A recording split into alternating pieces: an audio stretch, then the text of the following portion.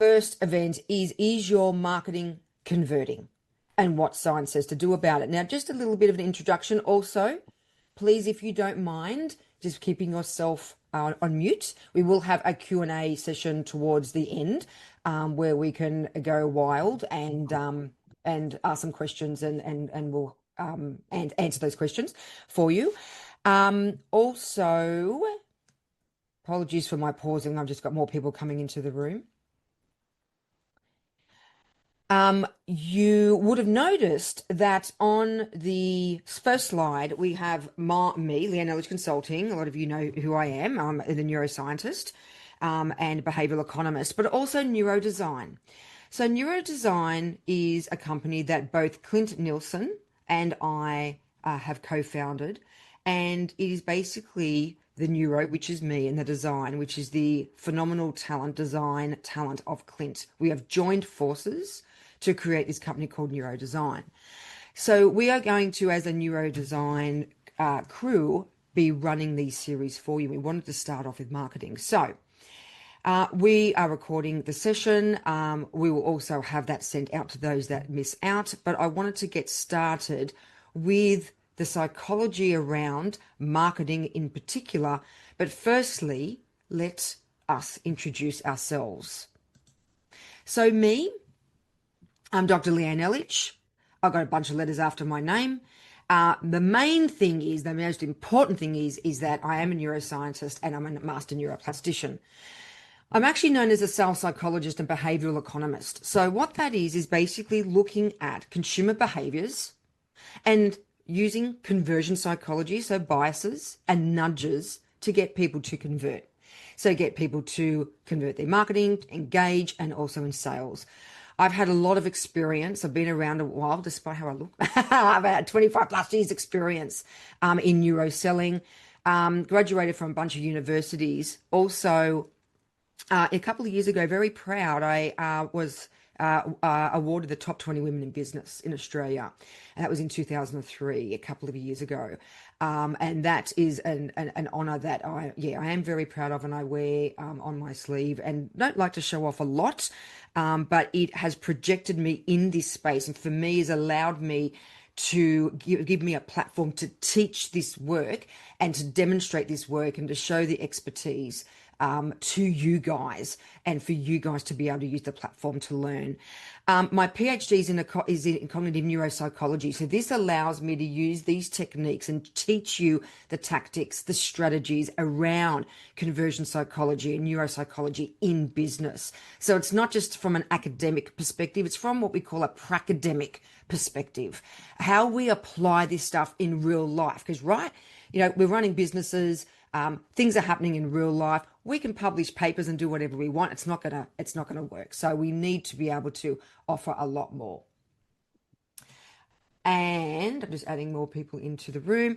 And I have authored 2 books and I do a lot of speaking. So I'm a keynote speaker. So now I would like to introduce Clint Nielsen. Thanks, Leanne. I'm an associate neuroplastician as of the start of last year under the tutelage of Leanne, which I'm very thankful for. My main role is I'm a creative solution strategist. Sometimes I go by the term neurodesigner. My main role is to, I transform businesses, making them conversion machines using neuroscience and design. That's kind of my gig. It's got 27 years in brand user experience and design there. It's actually a little bit more than that. I think it's 28 now, Leanne. We didn't have a birthday party or anything. No cake, nothing. Anyway, it says expert in aligning marketing. Experts, that's pretty steep. I don't know if I can wear that just yet, but an expert in aligning marketing with human behavior. I help business owners de-risk their business using design and applied neuroscience. I'm a dad, a speaker as well, a straight talker, and I am still allergic to corporate jargon. I love that. And very much so. Thanks, Clint. Yeah. So not only you don't just talk the talk, you actually walk the walk. And that's really important because especially in marketing, it's such a saturated market with a lot of rubbish and a lot of BS actually. And that's one thing that annoys both of us. And we want to clear these muddied waters and clear you guys from the fog. So what we're going to learn today. There's 8 things I want to highlight. The cost of misdirected marketing. We're going to tap into very quickly Biopsychology 101, why people buy. I just want to give you an understanding of what happens to our brain. 5 behavioural nudges. So we have chosen 5 nudges that boost conversions.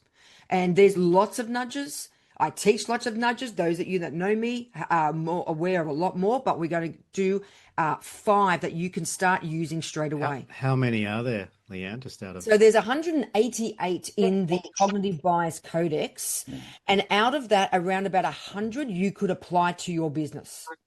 So there is a lot. I probably apply around about 100. I normally teach around 40, but today we're learning the top 5. Design and language mistakes that actually kill conversion, believe it or not. We're going to look at a case study that Clinton and I have worked on, real estate in action. We're going to look at cross-industry applications, some Q&A, and some final takeaways and some steps. So let's head on. So what are the most common problems that we see when it comes to marketing conversion, sales conversion, or what we call neuromarketing? So the first thing is marketing mismatch, talking to the wrong brain. So most businesses use a one-size-fits-all message. They find it really difficult to take into account personality types, the language, the tone, and emotional triggers of the customer. So everyone is different. One of the biggest boo-boos is that we make is that we think everyone wants to communicate the same way we do, and that's just simply not the case. Number 2, design disconnect. Looks great, converts terribly. So marketing teams often prioritize aesthetics over psychology. It looks great, looks gorgeous. It will activate what we call part of the brain that will make it look nice, and then they'll walk away. We don't want them walking away, or they want to say, gee, that looks good. What do I do next? Fonts, colors, layouts may look beautiful, but they don't guide attention or action effectively. And the third one we see is the lack of psychological triggers. There's no nudge. When there's no nudge, there is no action. So without strategic behavioral nudges like loss aversion, social proof, and we'll be tapping into some of those, your marketing relies on effort and hope. Basically, fingers crossed, toes crossed. We're actually stabbing in the dark here. It is a scientific notion. It is a scientific idea around this, which is why neuromarketing is a term in itself, and science. So we're here to unravel that and also uncover and help you guys uncover what you can do in your businesses that will work. So the cost of misdirected marketing. So what we see every day is money left on the table. In fact, a number of our clients say, oh my God, how much money have we left on the table prior to this? And it's not working. It's something that, there's always going to be opportunity for something to be left behind. Make sure that you are using your full potential and your tools to engage and to convert as much as possible. So here are some stats. I wanted to put in some crazy stats that are very, very recent. I use a lot of stats, and I like engaging with some, sort of high profile and high attributed companies and institutes to get the latest data. So at the moment, global average sales conversion is 21%. Now, this is across all industries. So some industries we are looking sub 20, very few are above 22%. More than 30% of sales are lost due to incorrect pricing. Now, one thing that we talk about when we market, when we're marketing, we want to engage and get people agitated and excited. So when it comes to price, it's not about price. But unfortunately, we as business owners are leaving it down to price. And then more than 30% of sales are lost due to that. 73% of buyers say most sales interactions feel transactional. So that's pretty huge. So they're saying, okay, well, you just want to sell me something. You're actually not interested in me, not interested in my needs, you're not interested in solving my problem. You just want to sell. 73%. I was actually quite shocked when I first read that. An 84% increase in sales cycle length at the moment. And I when I present these, I see a lot of nods. We're seeing a very expanded and lengthened sales cycle at the moment. We've been seeing it since, January, February this year, actually, where people are taking a lot longer to make decisions, to engage, to buy, to even decide what to do. And there is an acronym I use, and I've posted about this, called not FOMO, but FOBO, fear of a better option. So what's happened is people are waiting to see if there's something else better down the track. And so it's lengthening that sales cycle. And that's why we're seeing those examples. So, by behavior, why do people behave the way they do? Funnily enough, our decision-making process is not as rational as we think. In fact, it's not really rational at all.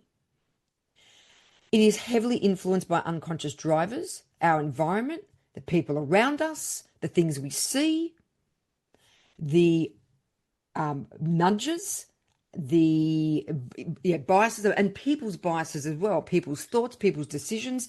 We follow along. So this is where three important components come into it: behavioral science, psychology, and behavioral economics. Now, behavioral science, we know it's about how people behave. Psychology is understanding how people behave and also think. And behavioral economics is how people behave and think in a way to decide to transact. So to engage with you, to buy from you, for conversion. So the behavioral economics part of this is critical. So remember I said one of the first things that we see is that people don't concentrate. They're using the wrong part of the brain. They're not actually concentrating on delivering the message when they're marketing to the person or to the right part of the brain. I just mentioned before that we're not as rational as we think, and we're not. Let's have a look at this. So a lot of you would be familiar with Daniel Kahneman's work. Daniel Kahneman is a Nobel Prize winning behavioral scientist and psychoanalyst, died recently. And his work, and there's some controversy around his work, but essentially his work has been a game changer and is used by the top behavioral economists and behavioral scientists globally, especially in Fortune 500 companies. So what he talks about is a system 1 versus system 2 thinking. So what he's with all the development and all the research that he has done, he's come up with two systems: one which is intuition and instinct, and two which is rational thinking. Now, what I want you guys to really look at here is the percentages, because this is where we see this massive impact, and this is where we make the biggest mistakes. So I said we're not really rational. We don't really use rational thinking. If we look at this, 5% of our thinking is rational. 95% of our thinking is actually intuition and instinct and what is emotional thinking. So when people want to buy, or when they're engaging, or we're going to convert, when it comes to our marketing, 95% of it is emotional. There are two reasons why people want to purchase. One is to feel good, and the other one is to solve a problem. The feel good is 95%. The solve a problem, believe it or not, is only 5%. Now, they both go hand in hand, but if we're not engaging a person the right way, we're not even going to get to solving their problem. So the problem, though, with system 1 thinking, and I've got listed a couple of attributes there, is that it's unconscious, it is fast, it's associative, and it's on autopilot. It's things we do all the time, highly error prone. Where our rational thinking is slow, it takes effort, it's more logical, it's lazy, and it's indecisive. So what happens is we use our emotional triggers first and foremost. So if we're not marketing, or if we're the way that we design our marketing, and the way that we design how we're putting our expertise in front of a customer, if that doesn't agitate an emotional response, we're not going anywhere. So you guys are probably thinking, okay, how do we do this? Which is what we're here for. But I want you to understand first the importance and how critical it is around the emotional brain. Without that, we're going nowhere. So let's look at some of these nudges, which are essentially cognitive biases. So I've given you a definition. There's small psychological tweaks that drive behavior. So what happens is we agitate a certain part of the brain that stimulates our emotion. People then say, hey, this is something that I've seen before. This is something that sounds familiar. This is something that I trust. This is something that resonates with me and I'm not going to say forces them, but encourages them, motivates them to take action. Nudges are implied or applied across all industries, but they're especially powerful in service-based marketing. And for me, I use nudges and you know, Clint and I in the work that we do on a daily basis. In fact, conversion psychology and neuromarketing is all about nudging.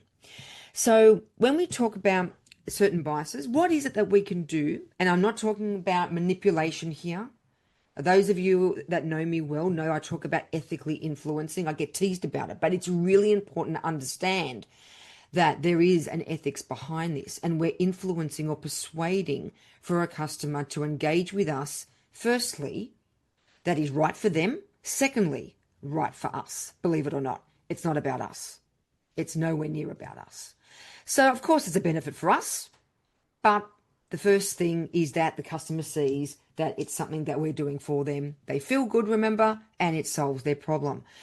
So how do we engage some of these nudges to get people to convert? When we're marketing and then essentially selling, what is it that we can do to agitate that emotional part of the brain? So let's step into it. Loss aversion is a big one. Now, I talk about loss aversion a lot.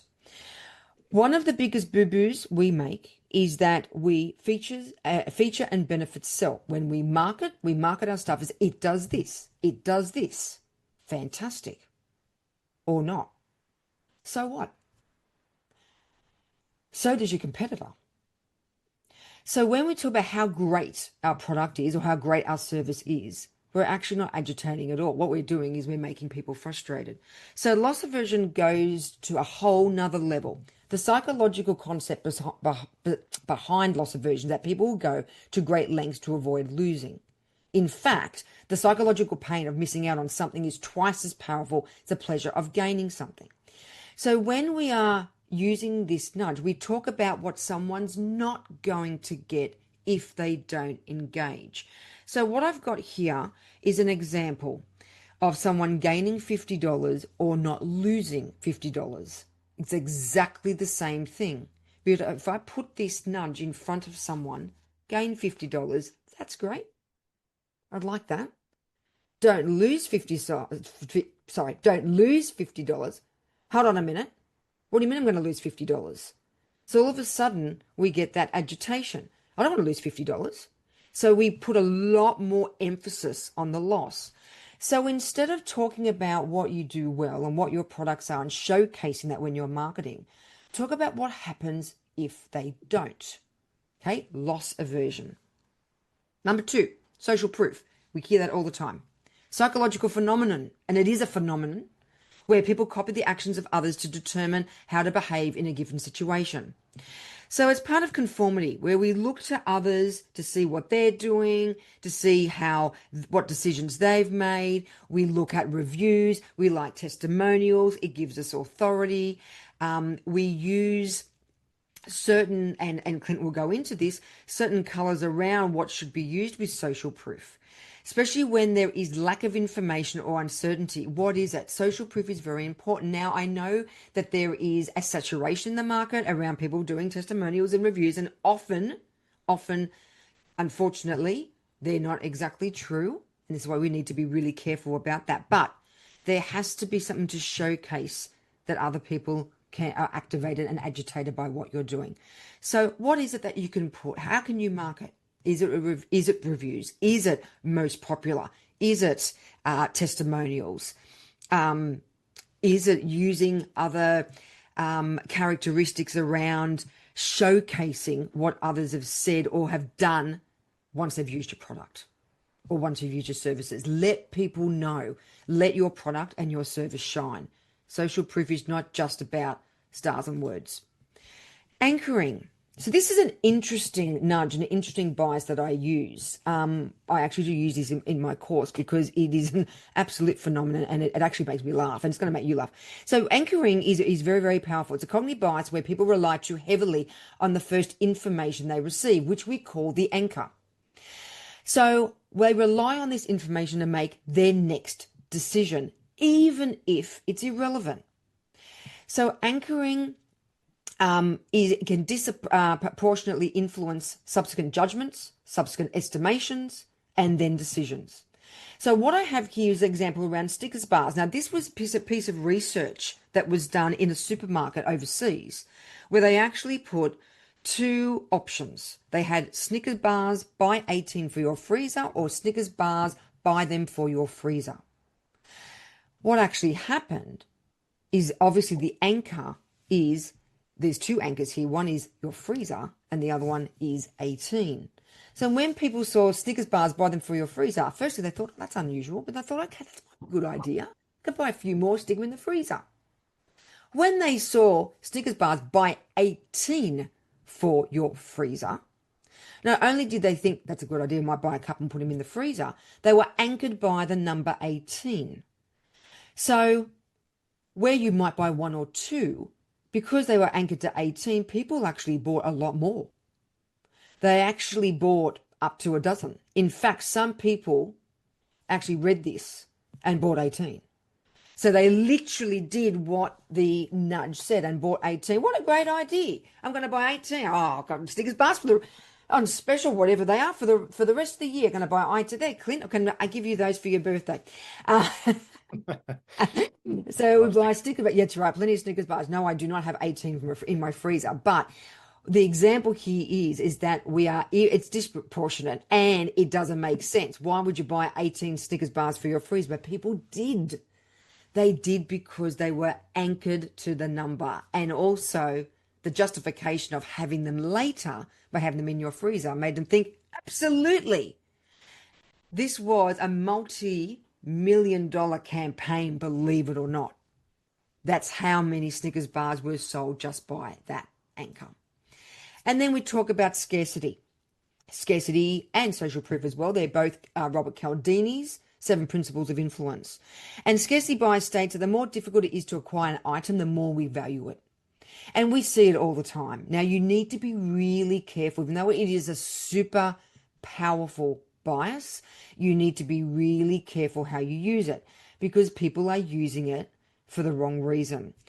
If we think something is scarce, we want it more. It does agitate part of our brain and go, oh, I want to have a look. Oh, I want to buy. Oh, let me engage. So I've given some examples here. 1 to go, 1 hour left, only seven only, last hour. 24-hour sale is a good one. We see that. But make sure, please, that if you are going to use a scarcity bias, that you use it properly. I've had many instances where I have subscribed, like, to, of course it's going to be clothes or shoes, right? And then it'll say 24-hour sale. And I'll go, awesome, that's great. So there'll be a 24-hour sale and there'll be a discount code. And then the next day, 24-hour sale. So that's not scarcity. That's actually lying. So if it's 24-hour sale, it needs to be a 24-hour sale. So you need to use it correctly. Now, there are lots of different things that you can do. Limited edition, limited space, limited time. Make sure that is right. A countdown timer. Those kinds of things are really good.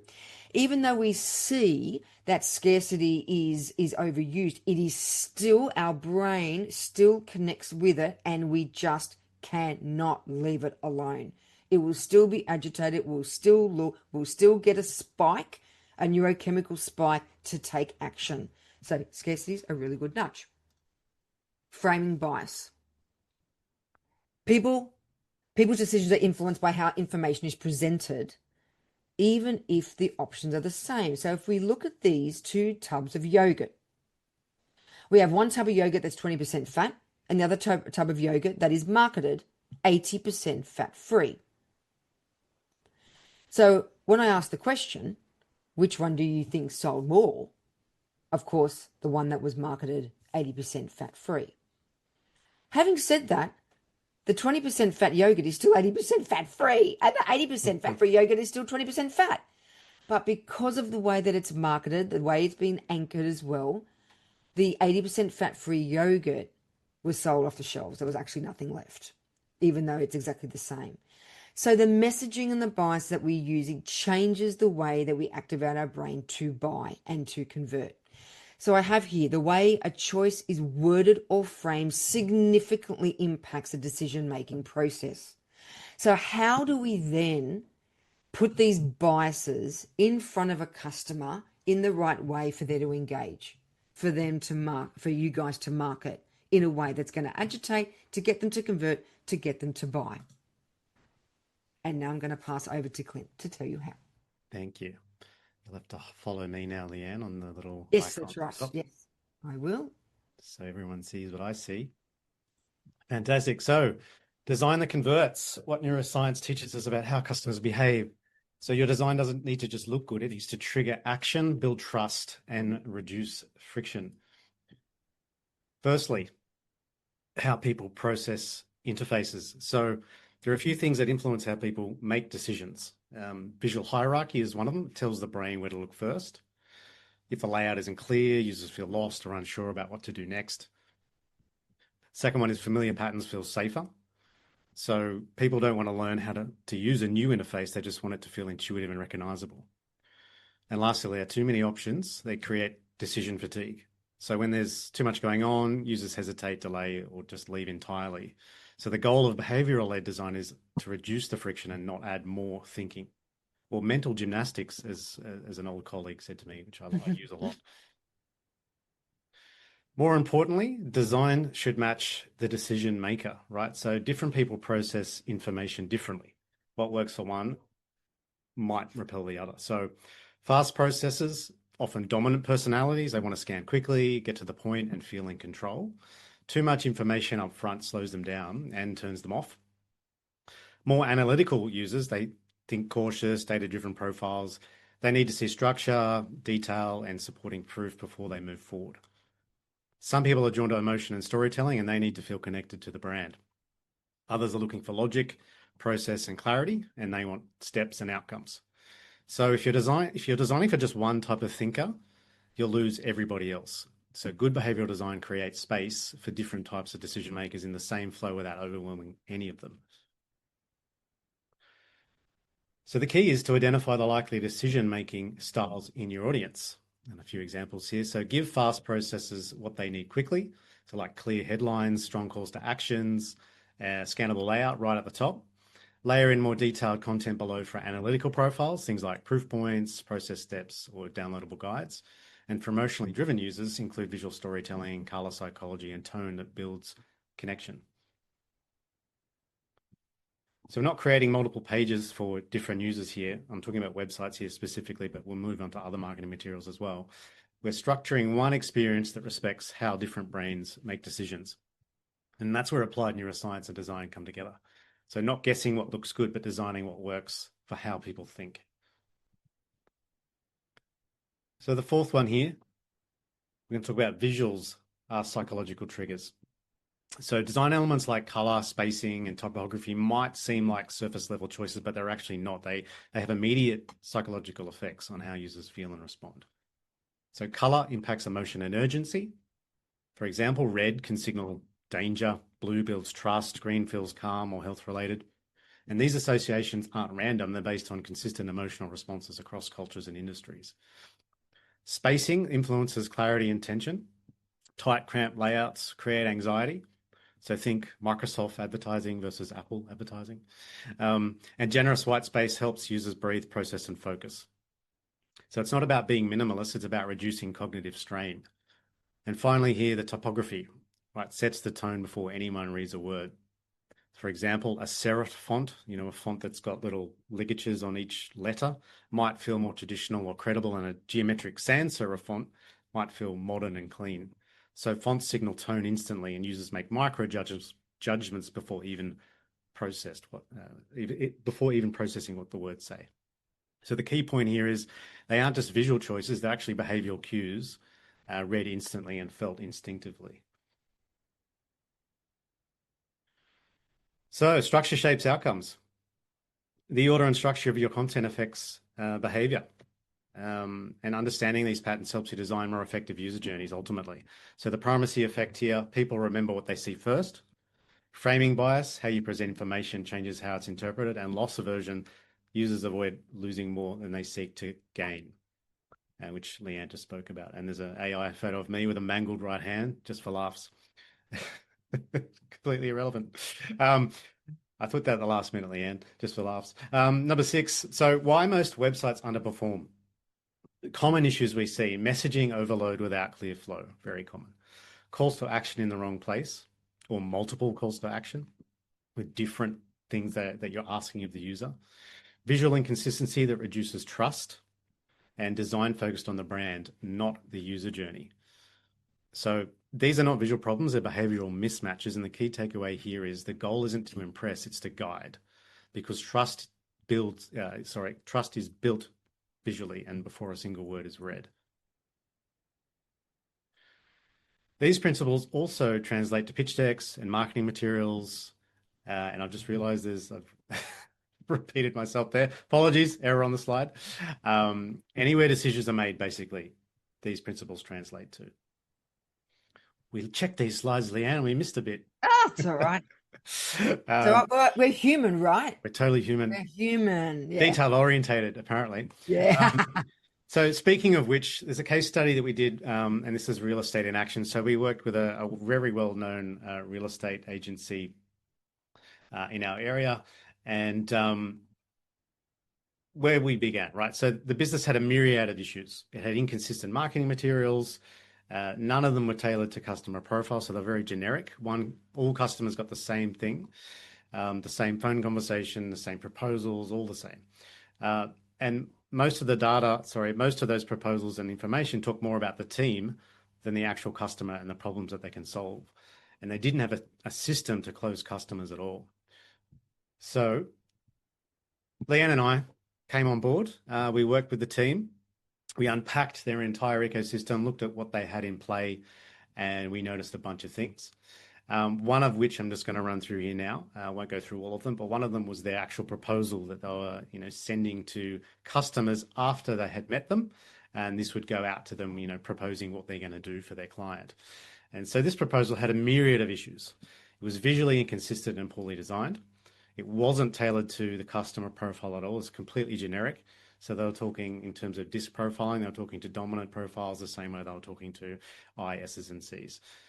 They talked more about the team, as I mentioned before, than the actual customer. So the team stuff was way up the front. Like, this is us. Look at us. Look how great our team is. Look at me, and all the rest of it. They spoke about technology and platforms that they were going to use, which were totally irrelevant. The customers don't really care too much. Some profiles care more than others. I should caveat by saying that. But largely, the technology is irrelevant to what they're going to achieve for the client. And it gave more information that was necessary to close the sale, causing the opposite effect. So a lot of this proposal was, here are all the key dates, and it had about 50 key dates of what they were going to do during the sale campaign, which is absolute overwhelm to any customer. So we took their proposal and we applied neuroscience to it. So we leveraged cognitive biases per customer profile. The one on the screen at the moment is a dominant, a D profile. And so each one was individually tailored, right? So we made the proposal all about the customer, putting the real estate second, displayed trust and authority by recommending a course of action for the sale. So it immediately said, we recommend you auction for this property type. Structured the proposal with zero filler and sharp copy to drive conversion. So I think at the end of the day, this proposal ended up being a third of the length. So just focused on the real core elements, really sharp messaging, real strong call to action, one of which was, sign on the dotted line. And that was kind of it, all killer, no filler. So the end result of that process, working with not just the proposal, but working with the real estate as a whole, was a clearer picture of why their marketing wasn't converting. So we sat down with them quite extensively and went through and talked about all these things we've mentioned today and how they could make them work better. So we gave them an understanding of the psychology behind what makes people buy and why they don't. A design and structure tweak that drove real behavior change. We got pretty immediate feedback from the team on that. A smarter way to match message with customer mindset. We gave them tools to de-risk creative decisions using neuroscience and drove them one step closer to a brand that converts more often. And most importantly out of all this, an edge over their competitors. Because what we're seeing is a lot of these businesses had no idea of what they were leaving the money on the table and how the slight adjustments in improving and talking to the correct audience at the correct time could increase in sales. Over to you, Leanne. Okay. Thank you. You have to click off me, I think. Stop following. Yep. Good. Excellent. So how this applies to you. So what can you guys do in your businesses to follow what we have just given the examples of in terms of those nudges and then the design? So marketing is not just about how something looks, it's about how it's experienced. So again, from the beginning, we talked about the aesthetics. Yes, the aesthetics are important, but they need to take psychological nudges and be incorporate psychological nudges and a little bit of behavior to agitate the customer. Behavioral principles encourage consumers to make the right decisions. Again, 95% of decisions are emotional. What can we do to agitate that? You might think that you've got the best product and service out there, and I'm sure you do, because all you guys are great. However, that's not what the customer sees. If you are so great, why is the world converting 21% of sales at the moment? And this is a concern. So we need to be able to use these principles properly so we can increase those conversions. Marketing engagement and sales conversions. When you understand how people think, you can design in a way that supports better outcomes. And again, we're talking different personalities, understanding the journey that that particular person is expecting, not what we're expecting them to be on. The same principles apply beyond websites, pitch decks, sales materials, brand communication. It's basically your entire identity. It's where you come from. It's how you are perceived, because marketing and sales is perception. I talk about this a lot. It's how we are seen by our consumers. How do we want to be seen by our consumers? And we have control over that. It applies to all industries. So often people say, oh, well, what would we do for this particular industry? And yes, we tailor it, but it's not just a particular industry or a couple of industries where this matters. It matters to everybody because people are human and humans buy in all industries. But what we want to make sure is that you get a significant advantage over your competitors. I talk about becoming uncomparable in a comparable market. And that is only available to those that are willing to explore these ways around behavioral science and applied neuroscience in their marketing. And I talk about, very high conversion rates in the work that I do. And this is a little bit of a summation of how we get there. But the goal is always the same: reduce resistance, politely influence, and guide action. So I'm going to open this now to you guys. If you have any questions, we'll do about 10 minutes of Q&A. What I would ask or kindly ask you guys is just to individually unmute yourself. And because there's a number of you on here, just state your name and where you're from and your question. And Clint and I will happily answer. And we can get into a bit of a discussion. But I want to turn it over to, we want to turn it over to you guys because you might have some direct questions about your own businesses that we can help with and we can answer. So I'm opening it to you guys.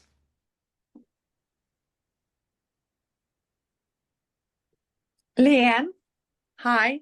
Hi. Hi, I'm Oksana. Yeah, yep.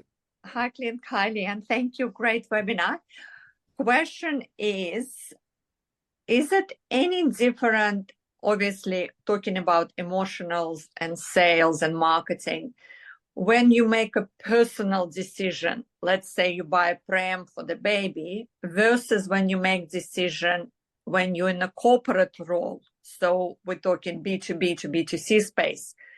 How do you, like, you have a budget and you need to spend it. would it be different emotional, different trigger, different process if we comparing business to business versus business to consumer? You buying stuff personally for yourself. Okay, so in a nutshell, no, but there are caveats there. So I don't actually like B2C, B2B because it's B to H, right? Business to human. Okay. So, and what I'm finding with, sorry, Clint, I hope you're okay with me answering this.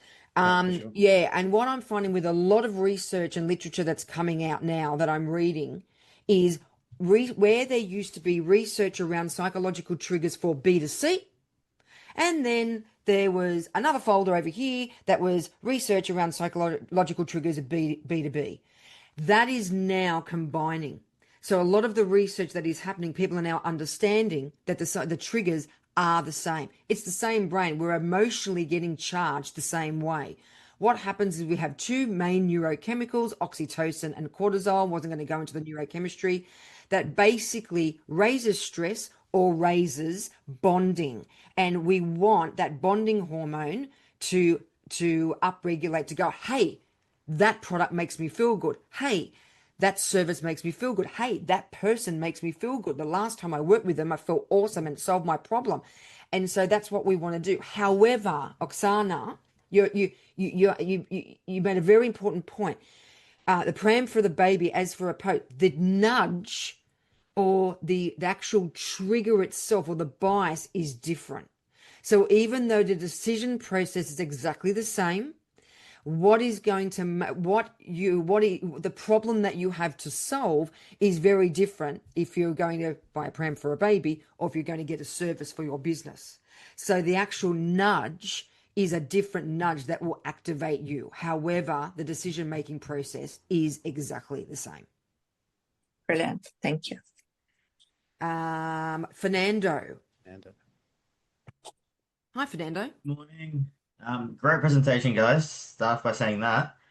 My question is, I think folks like Clint, when he was mentioning how you've got the different profiles and you're appealing to them in the language on the website, what's the approach in that consideration to not make the content long and short, sharp, and sweet to be applicable to all four profiles? Yep, I'll take that one, Leanne. So the aim is here, less is more. So we want to talk to the lowest hanging fruit. So it's identifying key personas that are going to be undertaking your user journey. So for example, we know that, say we were going to do a presentation at a Las Vegas expo, the room would likely be filled with a whole bunch of D dominant profiles. That means if we're going to send them to some kind of landing page, we want to be talking mainly to them, the D profile on that landing page. So we put a lot of the language up front, up top at the highest part of that user journey, talking mainly to the Ds. And then as you move down the page, the other profiles would be catered for with further information. So you start talking to the S's and C's by having a lot more in-depth information, FAQs, supporting resource, and everything else to kind of appease the other. So it's all about making sure that we start at the lowest hanging fruit first and then kind of work our way down. So pretty much it comes down to understanding your target audience first and Absolutely. then reverse engineering it to who the popular types are. Correct. Is that what you're saying? All about personas. Yeah. Pick 2, maximum 3, and then you want to target those. Yeah, okay. Curious. No, thank you. Interesting. No problem. Okay, I can see Grace has got a hand up. Before that, I've just got a couple of questions in the chat that have popped up. Valerie, great question. Did the conversion rate go down? Thought it was 28 last year. That's correct. It went down. Yep, 100%. Lawrence, love the quote, politely influence. Yes, politely influence. Various off software offerings. Yes, absolutely. And this is very applicable to SaaS software. Yeah, those kinds of platforms as well, very much so. Yes. Grace. Hi guys, thank you for today. I have a Oh, question. welcome. I have a question that I struggle with, Leanne. You probably know this more than anyone, but with design and with the layout of creating content and website and all of that. And so I'm an event planner, and a lot of the imagery that I have from previous work and a lot of the imagery that I use is very heavy, like it's very heavy styling imagery. And then I struggle with structuring content either on my website or on my proposals or on my social media so that the imagery doesn't overtake the text. And I find it hard to find the balance. So you were talking about white spaces and about giving, more time for people to review the text and not making it too cluttered. But when you've got such dense photos, how do you make that work with with still showcasing the beauty of it, I guess, but not letting it overtake the content? You want to take that one, Leanne? Yeah, you take that one. Yeah. Okay, so it's really dependent on the design style or art direction that you have for your brand. So it's brand dependent. There are many ways to create design aesthetic that will allow that imagery to shine, whether it's an overlay or a white gradient going left to right, top to bottom, what it might be, and then allow text to work with that imagery, or whether it's framed or boxed, or how we treat the image sitting next to really solid topography, and then being consistent across platform. So same font palette choices, similar image types every time, similar perspectives, similar styling of photo. So not just, I have a bunch of events, but who's taken the photos? Is it the same photographer? If not, have those photos been treated with the same lighting, same color filtering, all the rest of it to create that brand consistency? These are all important things, but it's definitely a design exercise, and it's something that I would suggest getting looked at and evaluated, and then kind of moving from there. So you've got a consistent kind of toolkit of things that you can go, all right, they've always got to look like this on Instagram, always got to look like that on Facebook. And this is for website, always got to appear like that. And then you can just work to those guidelines. Because the image that you've got here in the Q&A looks like it's got an overlay, I guess. It does. On it. It's got a gradient. It's got a gradient on it. Yep. So is something, because that's a pretty heavy, like it's a pretty dense image in itself. For sure. So is something like that sort of okay, or? Absolutely. Yeah. I mean, if it works with the brand, I mean, you're not going to see much of the actual event in this scenario, like using a massive overlay. Yeah. But if it's for background elements, supporting imagery that's going with a capabilities deck or a slide presentation, then absolutely you can wash them out, have fun with that. It's really up to you and how you design that. And absolutely can use that. All right, thank you. Just going to make a point here, Grace, with your proposals. You know how you've got your imagery in those? You could put this in it for sure. Yeah. Which is what you were alluding to. Yeah. Yeah, and like we've worked on boxing that, but sometimes with my other content, I need to apply an overlay or a gradient on it to wash it out. But I'm just finding that right formula, the right equation to make everything work together. That's all. Okay, great. Peter, hello. Hello, Leanne. Hello, Clint. Always great to get your insights. I always learn something new every time I turn up. So thank you for having me. So I'm Peter Strokop. I show business owners how to sell smarter, not harder. And my question is about denial, or rather overcoming denial. So a lot of business owners that I speak to, they go, no, I've been in business I have my business for so long, and I know the business better than anybody else, and I don't need any help. It's all good here. But I know it's not what they're not telling the real story. So do you have any tips for overcoming denial in business owners? Yeah, a lot of that. Oh, Clint, for me, yep. So I'm assuming. So a lot of that is around like insecurities around themselves, and also, and it's not even so much denial. It's around I want to showcase myself and make myself feel better, and that's fine, and let them. So, Peter, if they say, "Oh no, I know this business," yep, I'm sure you do. This is where loss aversion, which was, I think, the first nudge, would come into play.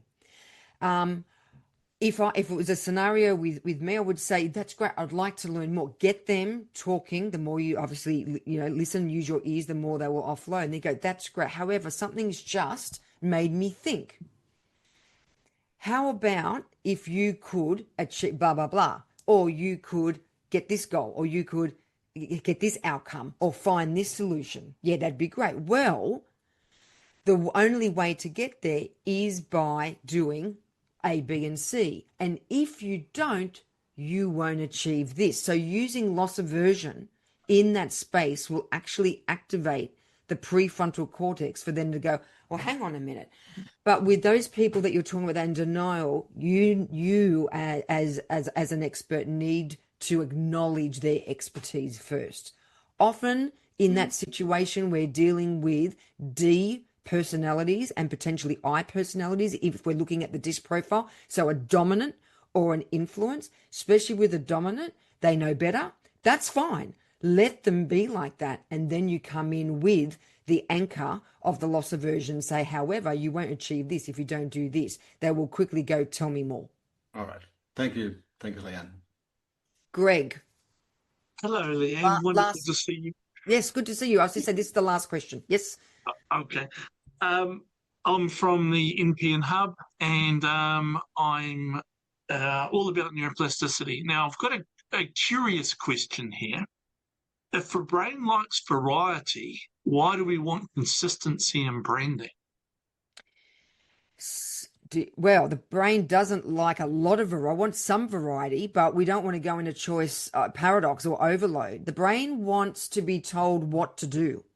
The brain loves patterns. And even if there's variety or what we call novelty bias, there has to be a reference.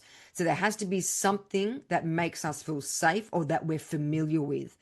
If there isn't something that we're familiar with and we throw out all these various options, I can guarantee, well, science says that people will walk away.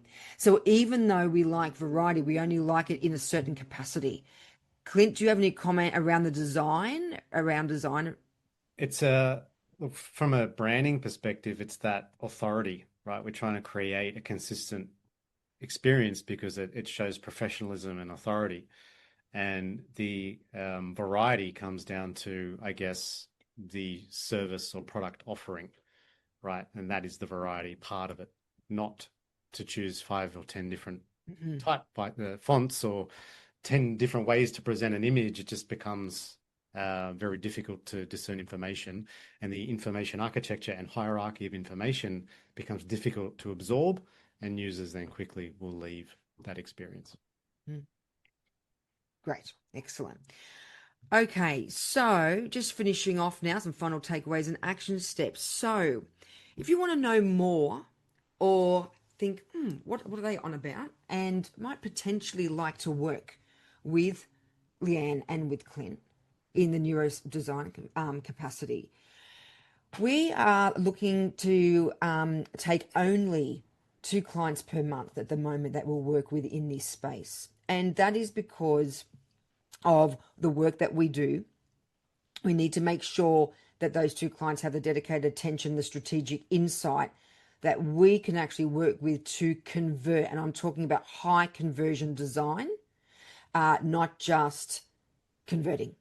So we've decided that we'll only take on 2 clients. So if this is something that you're interested in, there is the QR code there. Just click on it and it will take you to a form, to a valuation form, just to fill out some details, which Clint and I will thoroughly go through together and have a look and see the information about the business that you put in there. And then we can contact you at whether it's something that's appropriate for you or that would work for you or not.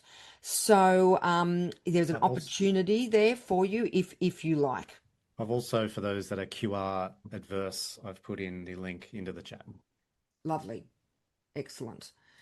So just finishing up, what science says to do about it, it's a series. The QR code is there. Just if you go, didn't get the QR code, that's the QR code there on the last slide. So we kept it there for you so you can, so you've got time to click it, which will take you to the form.